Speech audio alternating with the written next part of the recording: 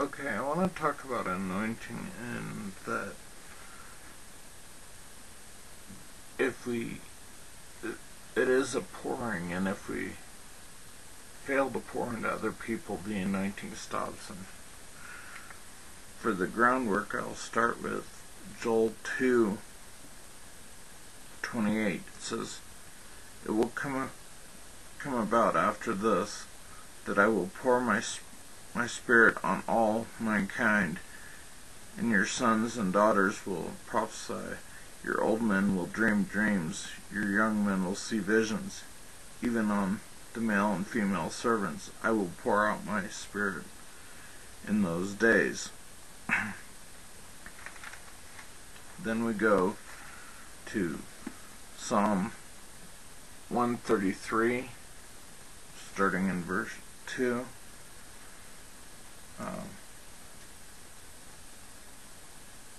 It says, "It is like the precious oil upon the head, coming down upon the beard, even Aaron's beard coming down upon the edges of his robes. It is like the dew of Hermon coming down upon the mountains of Zion, for there the Lord commanded the blessing, life forever." And you can read verse 1 about for brothers to dwell together in unity. Well, actually it says, "Behold, how good and how pleasant it is for brothers to dwell together in unity." So basically, you see that lays the groundwork for an anointing. And you read Acts 5:32 talks about about the Spirit being upon those who obey. Obedience is part of it, and a big part of it. Now we go to 2 Kings chapter 4, and this is the story of the widow, that the woman with the vessel of oil. Starting in verse 1. "Now a certain woman of the wives of the sons of the prophets cried out to Elisha, 'Your servant, my husband, is dead, and you know that your servant feared the Lord, and the creditor has come to take my 2 children to be his slaves.' Elijah said to her, 'What shall I do for you? Tell me, what do you have in the house?' And she said, 'Your maidservant has nothing in the house except a jar of oil.' Then he said, 'Go borrow vessels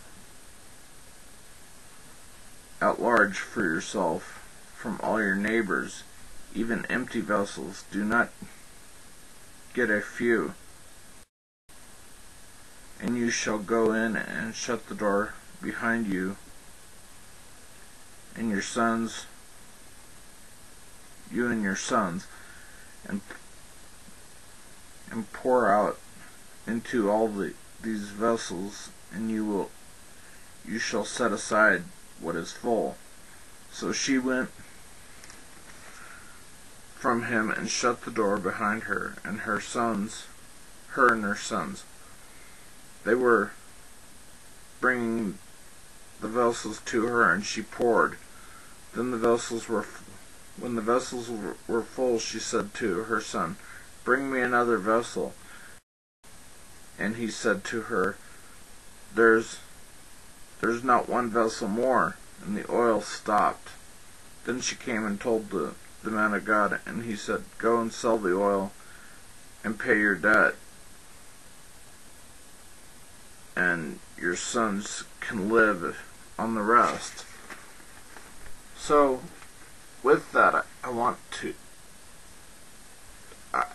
believe it, even though it's about her having oil, and Yahweh providing, I believe it is an example of how if we stop pouring into other people, as we receive anointing from Yahweh, by keeping the Sabbath, keeping the holy days, and not defiling this temple with pork and unclean food, as we do those things, the pouring out of that on other people is loving them. That's how we spread the anointing to other people, is that we pour out into them. We pour love, and they will see the love. Just like Yeshua said, they will know you are my disciples by your love for one another. We have to love one another. And that is an absolute key to an anointing, is loving one another. Keeping the Sabbath and holy days and all that stuff and clean meats is wonderful, but if you don't love one another and care about others, the anointing is useless. So just think about this, that if you want an anointing to continue in your life, or you first want an anointing, you obey. Read, pray, obey. And which foundation are you going to put?